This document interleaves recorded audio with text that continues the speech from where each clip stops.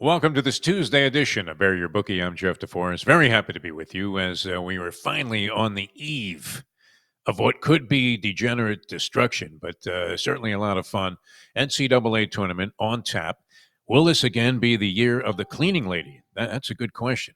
The year of the cleaning lady, which it seems to always come to pass that the person with the least amount of knowledge about the tournament ends up winning the office pool or whatever pool that you happen to be in. And there are zillions of them. It's been ratcheted up exponentially with all of the online activity, your chance to, what do they have?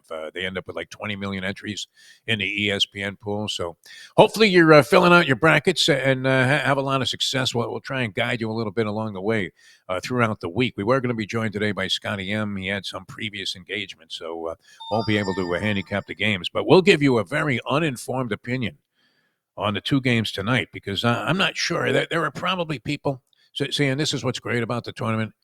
All types of people get involved. I mean, you have the full spectrum. You have everything from the person who's never watched a college basketball game in their life, all of a sudden gets interested and fills out a bracket and comes up with a bunch of different opinions, maybe a little bit off the rails from what would be conventional wisdom. Then you have the guy that does this thorough research, often found to be dead wrong, going strictly with numerology and all kinds of sabermetrics and Ken Palm ratings and differentials that you have to be able to understand Pythagorean theory to come up with. And it does them no good. They end up getting wasted because McNeese comes up with a victory in the opening round of the tournament, throws their bracket completely off. You have the chalk playing milk of magnesia types like Barack Obama. Not to get into any kind of political tiff here, not stating any bias one way or the other, although I was a big fan of Barack Obama. And yet, I mean, how could he be this chalk-eating loser that he was? Even Michelle was screaming, pick an underdog. I think the biggest risk, Obama, and we love the fact that he actually shot some hoops, looked like he had a little bit of game. I mean, that's nice to see in your president. That they're out there engaging in one of your favorite activities, something that brings back all the memories of your childhood when you were playing, and hoping that maybe people fantasized about making the winning basket in an NCAA tournament game. It becomes reality tonight for a lot of people. And there'll be desperate gamblers watching this that are down to their last buck, have no way out except to hit a series of tournament games. So many different perspectives coming into the tournament. And wow, I mean, you talk about an exponential upgrade in terms of ways of betting the tournament. A zillion of them and a lot of different angles to pursue. If you are betting, BetOnline is the world's most trusted betting platform. Your number one source for online betting in 2025. Whether you're a seasoned fan or a first-time bettor, BetOnline, your ultimate game day companion. And you're going to need one while you're watching all of these games and gargling with Visine. Well, with the largest selection of odds on everything from the NBA, college basketball, of course, the tournament games all throughout, to the NHL, UFC, BetOnline continues to be your number one source for online betting. From every three-pointer, hat trick, BetOnline has you covered. The odds, the stats, and more for every game, every play, every victory. BetOnline, the game starts here. All right, we've been doing some peripheral research on this, the tournament, trying to help people formulate an opinion. And the consensus seems to be that while it's somewhat wide open, there's always a lean towards the heavyweights and the chalk to come out ultimately in the end. And I don't know that you can afford to get destroyed in the first couple of rounds of the tournament, but those games that are really hard to pick, for some reason, to me, it seems like they should be worth more than one stinking point. And the guy that has UConn going all the way benefits because even though he got destroyed in the opening round of the tournament, he went with the chalk and stuck with it, ended up with a few teams in the Final Four, and ultimately prevailed with the championship.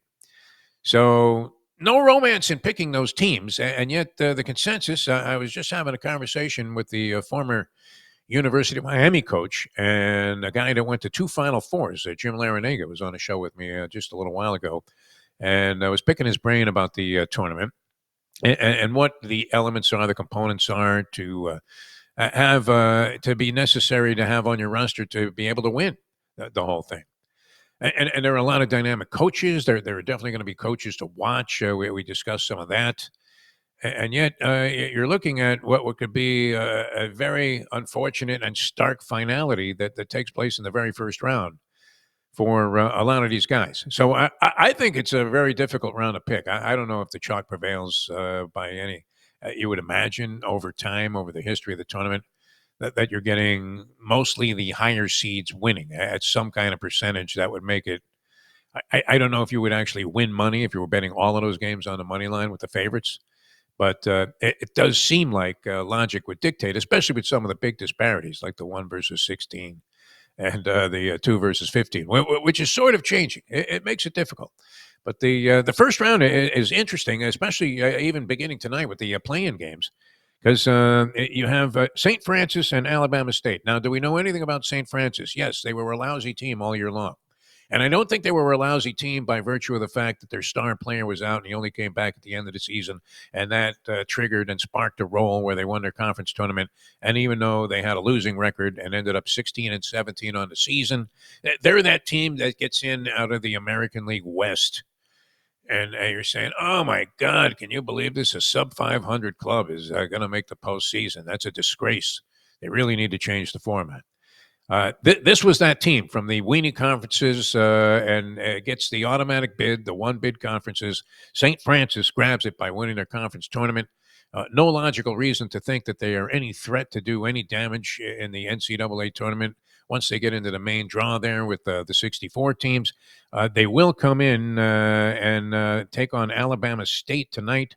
Alabama State, we don't know much about except they had a slightly better record than St. Francis. And are you thinking, I don't know, does this pop in your head right away? You're doing some mindless handicapping here based on nothing except the fact that this team looks like it doesn't belong. St. Francis sucks. That's what I'm thinking. They'll probably win tonight by 20 points, but I'm going to go ahead and take Alabama State based on nothing other than the losing record of St. Francis coming into the play-in game tonight. Seems like a bit of a disgrace. That they'll probably prevail. I don't know any of the dynamics of how this game is going to play out, but Alabama State laying 4. That is going to be our selection there. I'm going to be drowning in a sea of chalk here because I'm looking at the other game. North Carolina is laying 5 to San Diego State. North Carolina had a lousy season.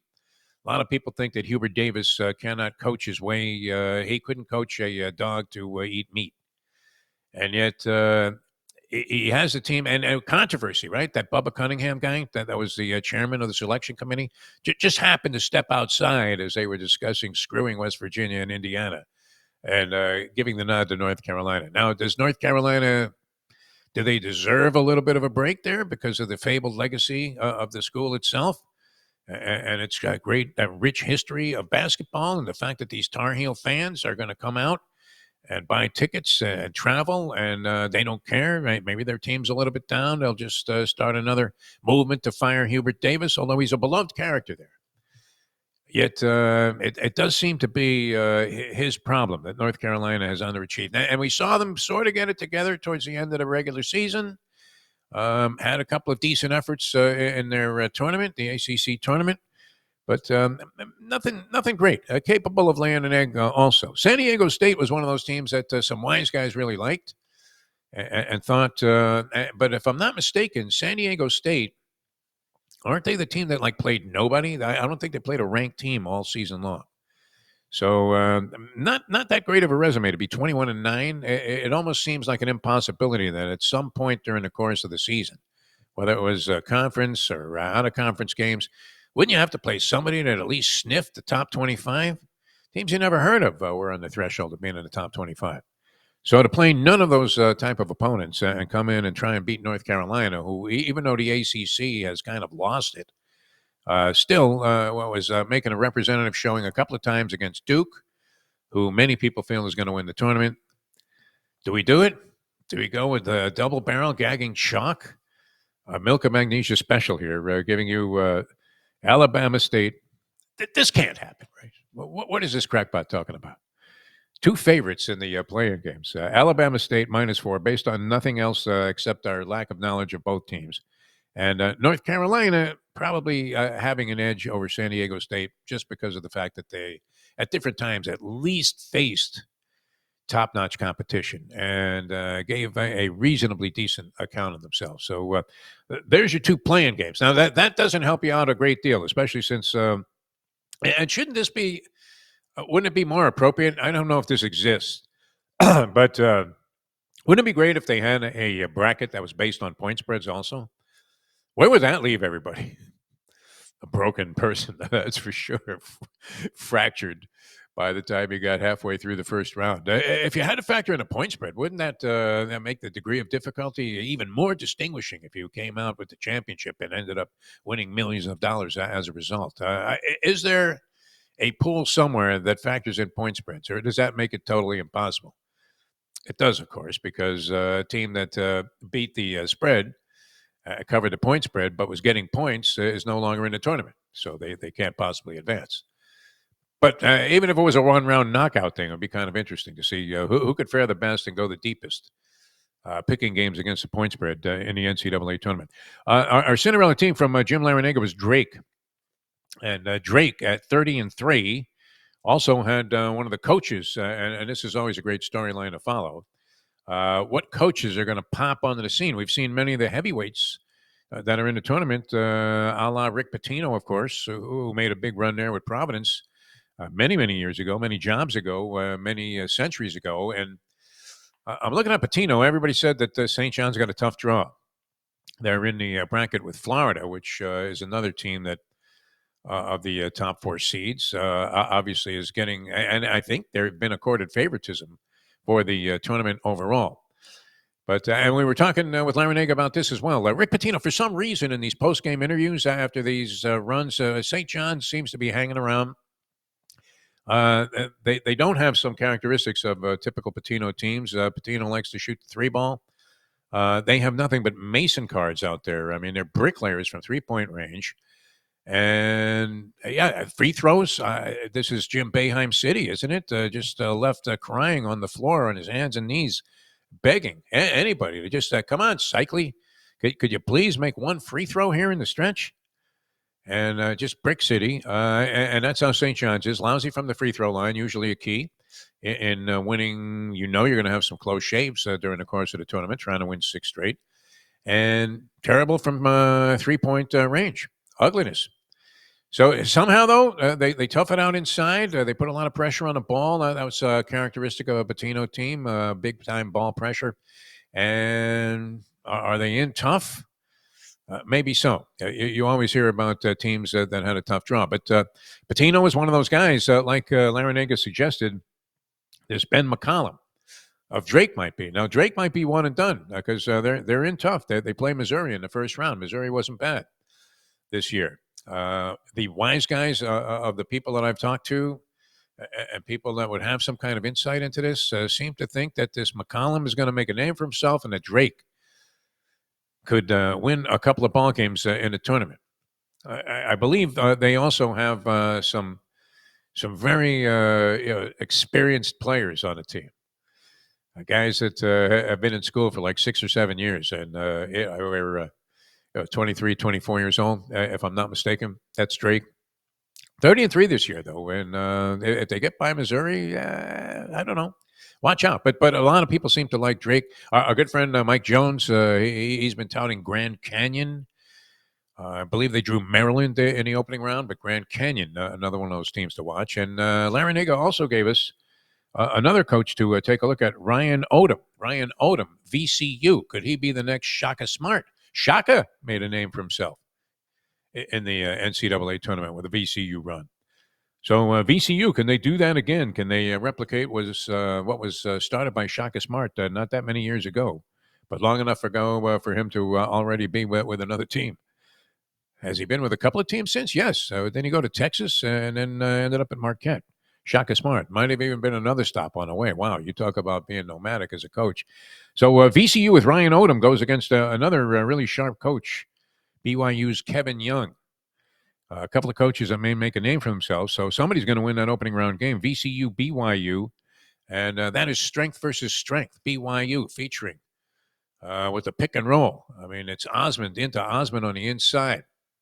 And then, of course, if you look at VCU, the book on them is that they're great at defending the pick and roll. So you have strength versus strength, and that could be an interesting matchup with one of the coaches to watch in the tournament. And that would be, according to our good friend Jim Larinaga, Ryan Odom of VCU might be one of those guys. So he's got Ben McCollum, Drake, and Ryan Odom as coaches to watch once this whole thing gets underway. As to the winner, Auburn kind of fell off a little bit towards the end of the regular season, losing 3 out of 4 in the regular season and the tournament. Does that mean that they're damaged goods at this point? I don't know. Yeah, they can turn it around very quickly. Opening round game, a bit of a soft spot. And so maybe they gather their momentum and they get ready to play. And they get back to that level that they showed when just a couple of weeks ago I was declaring them as the favorite to win the whole damn thing. Florida seems to be coming in there with that momentum that you saw from the University of Connecticut the last 2 years where they were steamrolling their way into the tournament. Florida playing great basketball throughout the season, had very few lapses. I believe they only incurred 3 losses during the year. And to come out and win the SEC tournament, extremely competitive SEC tournament with 14 teams making it to the big dance. So no small distinction there. The Florida Gators seem to have a little bit of everything that you need. If you said, hey, what are the top 3 or 4 ingredients you need to win the championship, they appeared to have just a sprinkle of it all. And so maybe the team to watch there. But yeah, no great romance in picking a chalk, as we've said many, many times. And yet, when you look at the top 4 seeds in the tournament, is it likely that the eventual winner comes from one of those 4 teams? You would have to say yes. I don't know who else looms as an overwhelmingly imposing danger. But gets underway tonight. You have our 2 selections, and enjoy it, everybody. It's interesting. Like I said, people all of a sudden are experts in every aspect of college basketball. You pick up things here and there, and then you espouse it as if it was your own material. And yet, as we said, I mean, don't be afraid to admit that in some of these cases, while you're betting these games, you have no fucking idea what you're talking about. You're just taking a stab with somebody. But St. Francis and Alabama State tonight, we're giving you a gagging shock in both games. Going to lay the points with Alabama State and with North Carolina, going against San Diego State.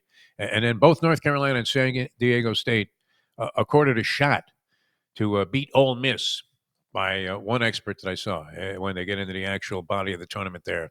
And the 64 teams that would comprise what needs to be a 6-win run to win it all. All right, we'll have more stuff on the tournament tomorrow. Troy West going to join us.